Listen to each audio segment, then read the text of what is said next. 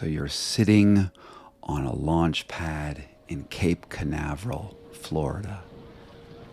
You're strapped in to the seat of a rocket, looking at the blue expanse of sky above you, and there's this countdown ticking away in the headphones that you're wearing inside some sort of safety helmet, and you know that in seconds you're going to be launched with all of the thrust of this massive machine pushing upwards into space.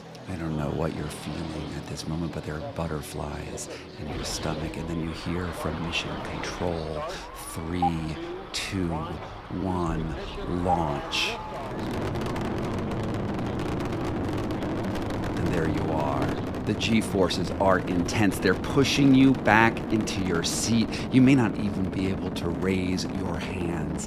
And it's the most intense force that your body has ever felt. And it's going to go on for 7 minutes straight until you clear the stratosphere. You disconnect that large red rocket from your space shuttle. And then all of a sudden, you're floating. All of those forces that were playing on your body, distorting your face, gone eerily silent. You check in with Mission Control, and everything looks good as your spacecraft rotates. And there below you is the most beautiful sight you have ever seen in your entire life. This blue expanse of the sky that you were looking at from below, but now is above you, and you can see the entire Earth, the entire cradle of humanity, and you realize in this moment that we are all connected. This experience, this idea of that when the astronaut goes into space as being a transformative experiment is known as the overview effect. And there is a lot of literature about it. One cosmonaut from the Soviet Union, a guy named Boris Volnyov, he described the overview effect in this way. During a spaceflight, the psyche of each astronaut is reshaped. Having seen the sun, the stars, and our planet, you become more full of life, softer. You begin to look at all things with greater trepidation, and you begin to be more kind and patient with the people around you. There is this sense of unity that people who have been to space describe. It is this wonder. It is awe, and it is transformative. People, time and again, we've spent about 500 or 600 people into space, and about 2/3 of them report this sort of transformative experience. So there's this patron saint of physics and astronomy that I've quoted before here on this podcast, a guy named Carl Sagan, one of the most brilliant minds ever to have existed on Earth. And he's quoted in a paper that I'm going to talk about in this podcast as sort of the dedication at the very front before we get into the science. To quote him, he's talking about an astronaut who's on the moon looking back at Earth. From this distant vantage point, the Earth might not seem of any particular interest, but for us, it's different. Consider again that pale blue dot. That's here, that's home, that's us. On it, everyone you love, everyone you know, everyone you've ever heard of, every human being who ever was, lived out their lives. There is perhaps no better demonstration of the folly of human conceits than this distant image of our tiny world. To me, it underscores our responsibility to deal more kindly with one another and to preserve and cherish the pale blue dot, the only home we've ever known. Now, he's talking about this photo called Earthrise, which was sort of an incidental photo. When the Apollo astronauts landed on the moon, they were supposed to take pictures of the moon. But one of these astronauts instead, picked up his camera and turned it back towards Earth, so you get the moonscape, this barren, gray, dusty, uninhabitable place with the Earth as this tiny thing in the background. And that image appeared on the cover of Time magazine. It was seen all over the world, and it was one of the instigators for the environmental movement in America and around the planet. This idea that we really only have one place to live as humans. And as a catalyst for human behavior, the Earthrise photo, the environmentalist movement, has arguably done a lot of great things for the planet. It's a hedge against this rampant capitalism and destruction of our planet that we're doing with our industrial processes. But let's think about that overview effect and what we wanted to accomplish on a larger scale. I think it's really important because in recent times, we have a lot of, civilian spacecraft companies out there. There's Blue Origin, that's by Jeff Bezos. There's SpaceX, and there's a handful of others that are sending people into space to look back at the world and have a transformative experience, to experience the overview effect. There was even this social media contest called Space for Humanity, which will look around for deserving people around the world, usually social media influencers, and they will send them into space so they can communicate to their broad social media, Instagram, Twitter audiences of how transformative seeing the world at a distance really is. You go onto their website, you apply to be an astronaut, and, if you win that spacefaring lottery, they'll even send you up. And now, while we've been talking about the overview effect since the 60s, it has really gotten a boost in the space tourism age. Maybe this originated in an article that came out in 2016 by a guy named David B. Yandon and Jonathan Irie, graduate students at the University of Pennsylvania at the time. And it's full of quotes from different astronauts saying how that profound experience of seeing Earth from space changed them fundamentally and maybe forever. Just to read one more, before I flew, I was already aware of how small and vulnerable our planet is. But only when I saw it from space and all its ineffable beauty and fragility did I realize that humankind's most urgent task is to cherish and preserve it for future generations. That's a German cosmonaut named Sigmund Jähn, and it was in 1999 that he said that. And it's just full. This article is just full of these examples, and what these researchers ultimately said is that it is the experience of awe that is transformational in the human mind and psychology. And experiencing that awe creates a clear break before and after that you just can't go back from. They cite a whole range of changes that happen with awe experiences. You have pro-social behavior. It helps you with fear and anxiety, gives you perspective, generates altruism. There's a whole class of larger positive emotions that change you. And it's not just simple and enjoyable feelings. These are long-term changes. And then Yandon writes, the overview effect may trigger more powerful subjective states, most notably self-transcendent experiences, which are STEs. And these STEs are temporary feelings of unity characterized by reduced self-salience and increased feelings of new connection. It gives you a really positive view of the overview effect, and it came out right at the time that civilian space programs were getting off the ground. And I think it became an important marketing vehicle in the scientific literature for the transcendence, the personal transcendence of spaceflight that will give humanity awe and change us. And that is the argument with Blue Origin, with Elon Musk. It's looking at space not only to provide, new habitats for humanity and find new resources, but to change us and to evolve us into better people. But I was reading this other book, which is the reason why I started doing this podcast. I got this advanced copy of a book called A City on Mars by Kelly and Zach Weinersmith. Its subtitle is Can We Settle Space? Should We Settle Space?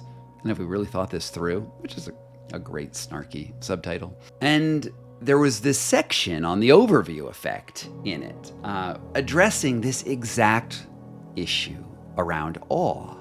Is it really self-transformative?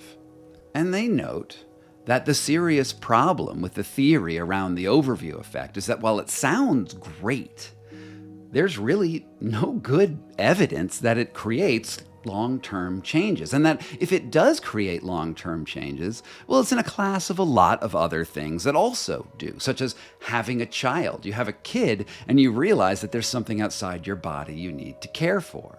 There's psychedelic experience. There's seeing, Yosemite for the first time. In fact, the overview effect is just a really expensive way to experience awe. And then, and this was my favorite part of this chapter, it's another little long section, to quote them, "The most damning to this theory is the fact that while there have only been about 600 people in space, there are about 6,000 stories of astronauts behaving badly.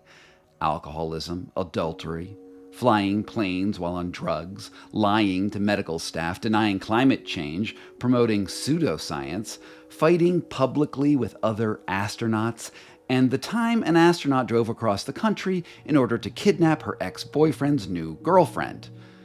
The ex was also an astronaut and had arguably been stringing her along.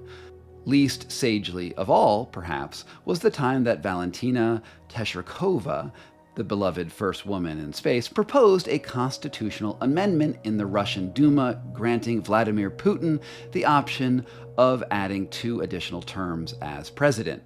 She was later sanctioned by the US government in response to her support for Russia's annexation of Ukraine and the sham referendums used to justify it. Perhaps when viewed from space, we are all equal, but some of us remain more equal than others." Again, that's Kelly and Zach Weinersmith, A City on Mars. It's a book that'll be out in, I believe, October. But the thing to me that is so important about this is yeah, sure, you get to space, you have this awe-type experience, and it feels in your soul so profound. But did it create lasting change? Did it fundamentally rock you to your core so that you became a better person? Well, the Weinersmiths say no. No, it doesn't. Look at the data. Look at what people actually do. The astronauts are just astronauts. And in fact, the overview effect might just be a great marketing ploy to the world. Okay. So you thought, I'm 14 minutes into this podcast and you're thinking, okay, we're doing a podcast about the overview effect.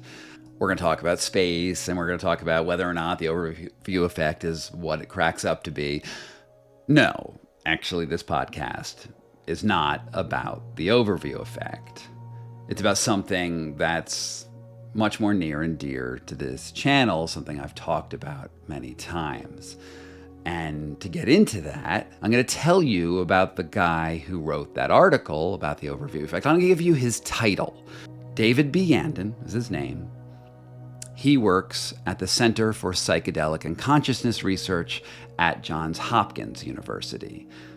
He is one of the forefront thinkers about the psychedelic revolution, which is going on in America right now, and that I've done a podcast on recently, a few weeks ago, about the future of legal psychedelics.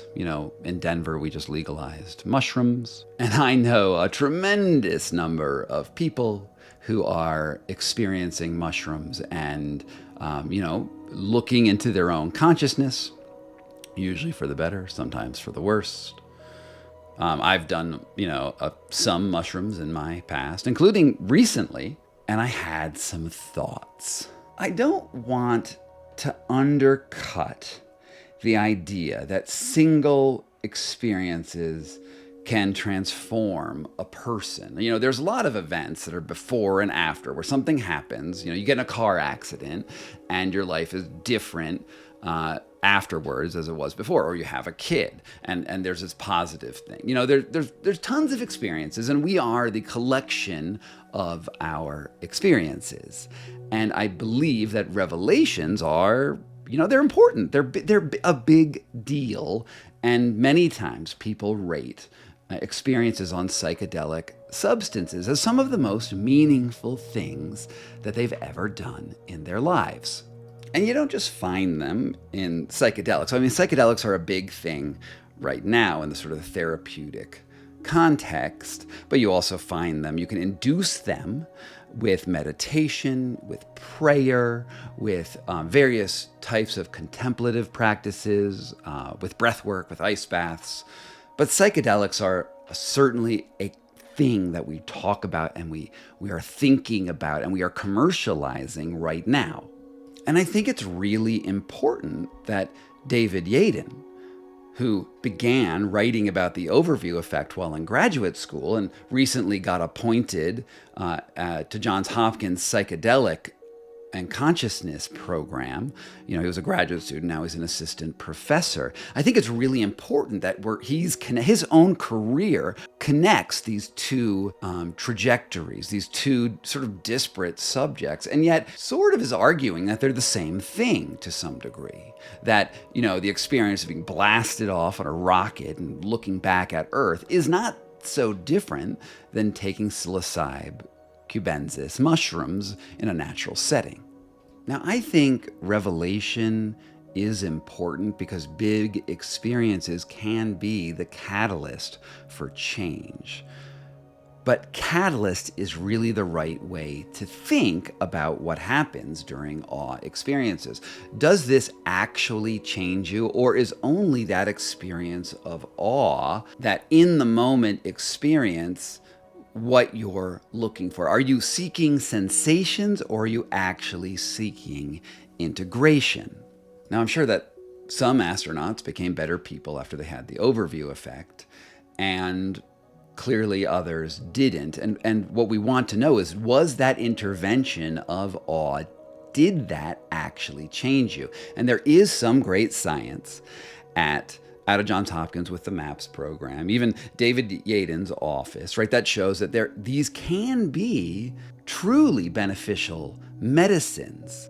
But I think we also have to reckon with the fact that it doesn't always make positive changes. Sometimes those change, I like to think of psychedelics as powerful, meditation as powerful, breath work as powerful, but I don't think it is necessarily a silver bullet. One example I'd like to point to, and that I have pointed to in my book, The Enlightenment Trap. In that book, I talk about how meditation can sometimes go terribly wrong and lead you down this path of madness and, disconnection from reality. And, I have this other show, it's called The Monk Who Fucked Everything, A Brief History of Print Capital from Tibet to Modern America. And I think that's actually my best podcast episode that I've ever put out. So just bookmark that in your mind and check that out afterwards. But there is this moment where someone says they are enlightened. I have understood the true nature and fabric of reality, and they get sort of egomaniacal, and it does change them in a way, because the enlightenment does have this, when you profess enlightenment, does have this clear before and after thing, but it doesn't always work right. In fact, most people that I've met, maybe every person that I've met who said that they were enlightened, well, it actually was probably like a mental illness. And in The Enlightenment Trap, I talk about this guy named Geshe Michael Roach, who went to India and Tibet, came back wearing red robes, got a huge Buddhist following in America. And, when he had his transcendent experience, the way he described it, he was actually serving tea for a teacher that he was studying under in Howell, New Jersey, a Tibetan teacher. The Geshe Rempal Ling Monastery, I believe it was called. And he picked up this tea and then all of a sudden was shot into space. His consciousness he wasn't on a rocket, shot into space, and he was looking down on an alien world, and he realized that every one of those beings on that alien world was his responsibility to take care of with his spiritual meditations. And that the entire universe was connected to his mind. And this experience he was always trying to get back to with his meditations, tantric meditations, various things that he did, ultimately, leading a community of people down this sort of weird tantric sex rabbit hole. And I'm sure he found some things in those tantric sex rabbit holes, but I don't think it made him a better person. I don't think that he became a better person because people began dying on his meditation retreats. People who have been following my work know that I've talked about a lot of other leaders who people have died following their advice. And for all of them, they have this story that they go back to, a revelatory experience, whether it's on a psychedelic drug or a meditation experience, jumping into ice water, breath work. There are many, many ways that people have that before and after experience. While there could be a change, it doesn't necessarily have to be a positive one. And the way we have to evaluate it is by looking at their actions over time. Did they really change or not? Now, I'll relate to you just one experience where I had an event that could have been considered this awe-inspiring thing that could have, transformed my life in a fundamentally better or worse way. I was in Boston, Massachusetts, in a rented apartment. My rent at that point was $150 a month. And I was sitting on a couch that was from Goodwill, and I had taken some amount of mushrooms, and I do not remember how much or even where I got these mushrooms. And I was just sitting on my couch alone, and I was in essentially psychedelic superspace. It was a profound body. My body felt different, and as I closed my eyes, I saw this glowing ball, this white, yellow glowing ball in this vast field of empty space behind my eyes. And I looked at that glowing ball and I realized that it was love. It was this beautiful love ball, and I wanted to just be near it. And everything outside of that love ball was apathy. And I realized that every human had this choice. I had this choice. I could go towards the love, or I could, just wander off into a void, an endless void of apathy. And this, in my mind, this is the closest I have ever come to meeting God. And it was a profound experience for me. I have frequently gone back to this moment and said, wow, that is in a way a guidepost for my life. And I'm very grateful to have had it. And I do think that power of, that mushroom experience was very, very important. And then I also need to point out to you that I didn't do mushrooms or any other psychedelics again for probably 8 years after that experience.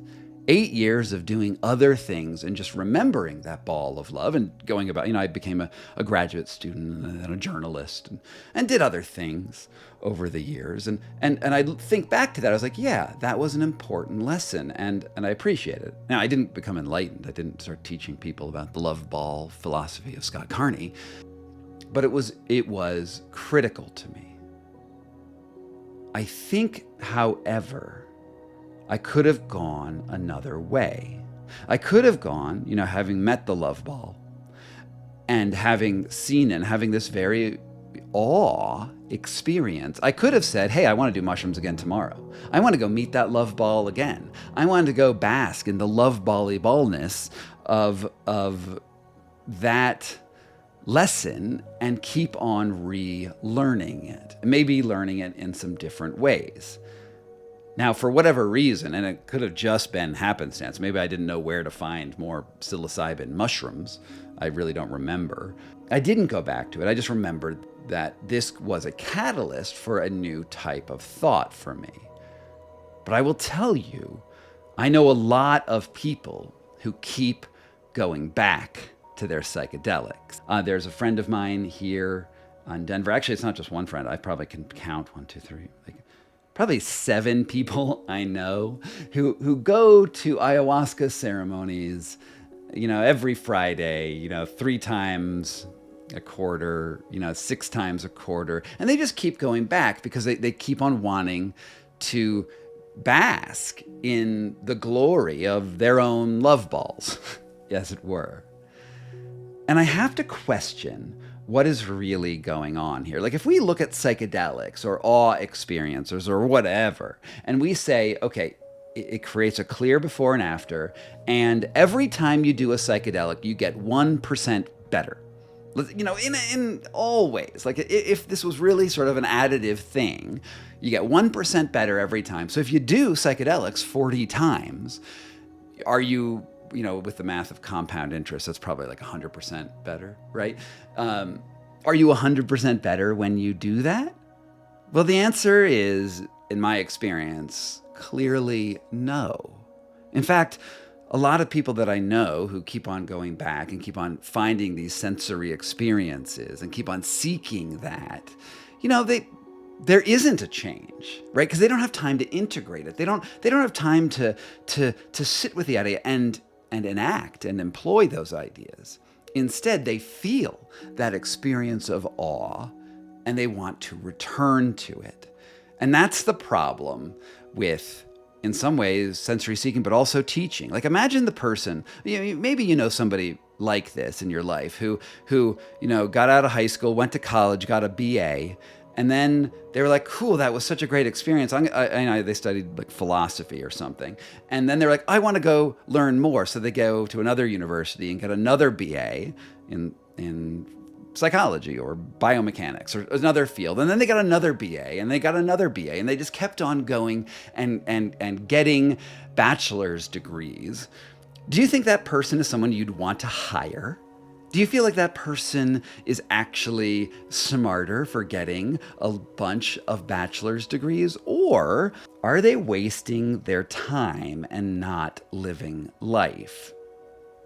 I think that's really, really important to know, is that, at some point you should be done seeking the teacher and then go out and actually integrate it, actually do the things. If you're trying to become a better person, sure, you can go meet God through prayer or breath work or psychedelics or whatever. But at some point, you got to start doing charity.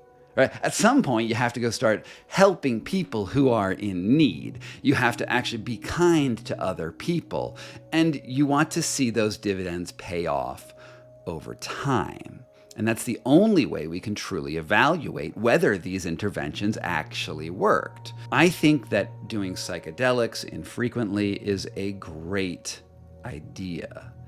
I am a huge proponent of taking a risk with a psychedelic, because it's always scary before you take it. You don't know where your trip is going to go, but trying it and seeing what that experience can do to change you. And then integrate, and don't go back for years in many cases. Months at the very, very least. And I think if you do that, well, it's going to be really, really useful. Again, remember the law of diminishing returns. And there's another podcast that I did called the Law of Speedy Gains, where I talk about how, when you try something new, at first you have enormous improvements. Like, you start dancing and you didn't know how to dance before, but now all of a sudden you're doing a very mediocre salsa at some sort of dance club, and you just got like 1,000,000,000% better at salsa.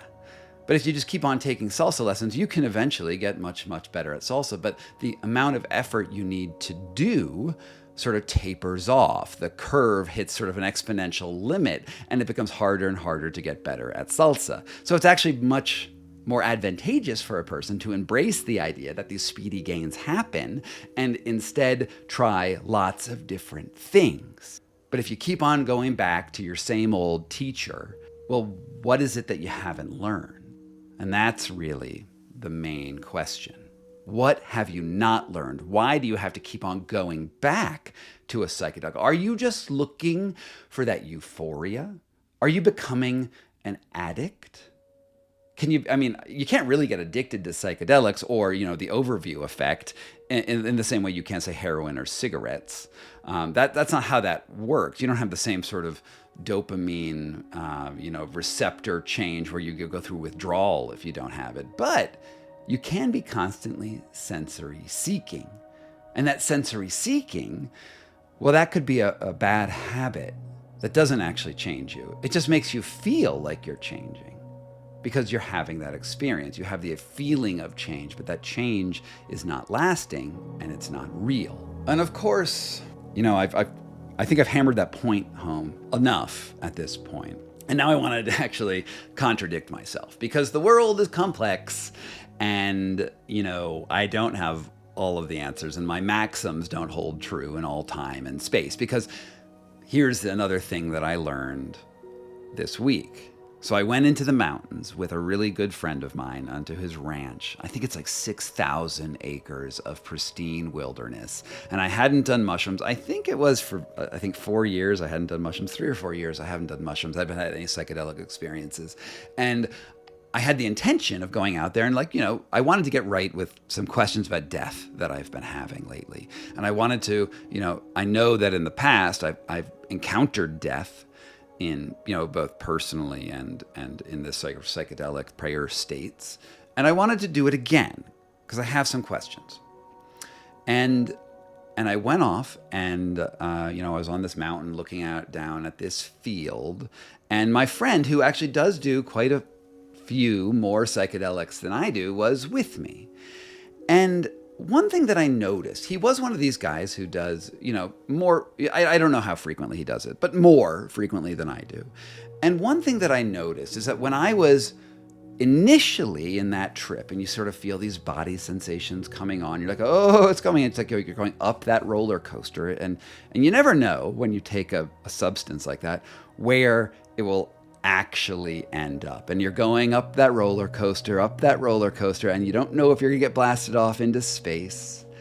And there's some anxiety that's associated with that. And he had some of the anxiety too. But one thing that I could see in his mannerisms and that he described to me was that once we hit that peak, once we started seeing the images out there in front of us, he was like, okay, that's as intense as it's going to get.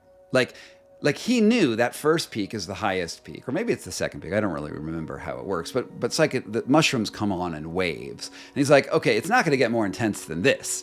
We're seeing these patterns as I'm looking out at this field of grass. It almost looks like an ocean because the wind is going over and there's like waves in the grass. And those are actually real waves. That's not psychedelic waves. But then I'm seeing like symbols of like Mayan-esque symbols, like snakes and faces superimposed over that grass. And that is part of the hallucination or whatever is going on in a psychedelic trip. That's what we're seeing. And he's like, yeah, this is where it's going to be. We're not going to get more overwhelmed than this. And I found that actually really reassuring because as someone who's less experienced in psychedelics, it was good to know that someone does. So indeed, if you're going to be leading people in psychedelics, or if you have more experience than someone else, it can be very beneficial to guide someone and say, look, I know where this is going and you're going to be all right. And so for that sort of person, I actually do think that there is benefit to going a little bit deep and actually trying it more times because you're trying to guide and help other people on their own experiences. So from that perspective, if you're a guide, well, you are being helpful, right? You are, in a way, becoming a better person. I'm going to qualify that. It doesn't make you like the best person, but you are improving a skill that other people can benefit from. And I appreciate that. And the last thing that I want to bring up is, well, maybe a bigger question about the nature of reality and the nature of psychedelic experiences. And so here's the thing. I was sitting on that grassy knoll looking out at the waves of grain, and I was seeing these Mayan-esque symbols, and he was also seeing those Mayan-esque symbols. We sort of described the same snake patterns and masks in the grass in front of us. And I had to wonder, well, he had to wonder. He was like, well, wait, are the psychedelics changing our perception in a way that we are seeing more of actual reality out there? Because one of the things our brain does is discard information that actually does exist in the universe, for utility. So, and when you shut down pieces of your brain, you might, one theory would be that you shut down that filter and you're seeing the real reality. Is that in some way, maybe there are those masks and snakes out there in the world, and that is real reality, and you're not, and normally we don't see it. Another idea, of course, could be that we have the psychedelic produces these sorts of images. It's sort of like, it draws the picture for whatever reason. In both of us, the psychedelic instigates snake pictures that we somehow share. Another theory could also be, or is actually the more likely theory, is that we have a shared history of some sort, and we associate Mayan symbols with, from our past, from our conversations, from our life, and somehow those, joining with the psychedelic are projected on our, vision. I don't know what is going on. I can't tell you for sure. I think the more likely one is there's a sort of a memory that's replaying, but it's bizarre that we could describe the same things. What does that actually mean? Is there a way to do an experiment that would give us some interesting data around that? And we came up with this idea. What if we brought two artists, and I'm a terrible artist, to the same spot, and they couldn't look at their easels or their drawing boards, and they drew the images that they saw. Could those match up with each other, or would they not? I feel like in a lot of psychedelic art, we see very similar tropes. There's sort of a character to what happens in psychedelic art. If you're on DMT, I understand that there's sort of crystalline, quartz-like looking images that come out in that sort of psychedelic art.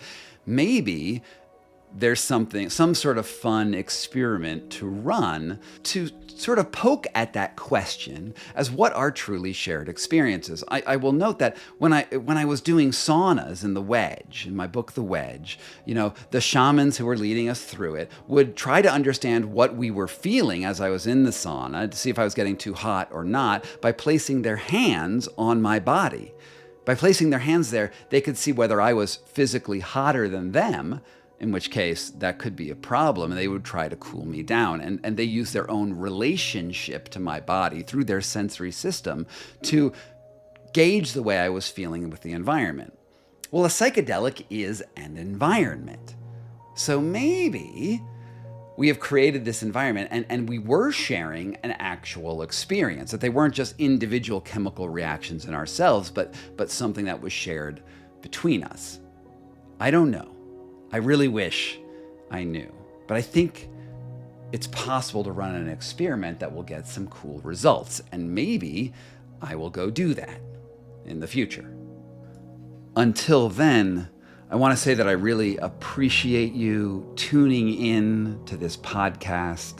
If you haven't listened to those other episodes that I mentioned, The Law of Speedy Gains and The Monk Who Fucked Everything, those are, good listens related to the stuff that I'm talking about here.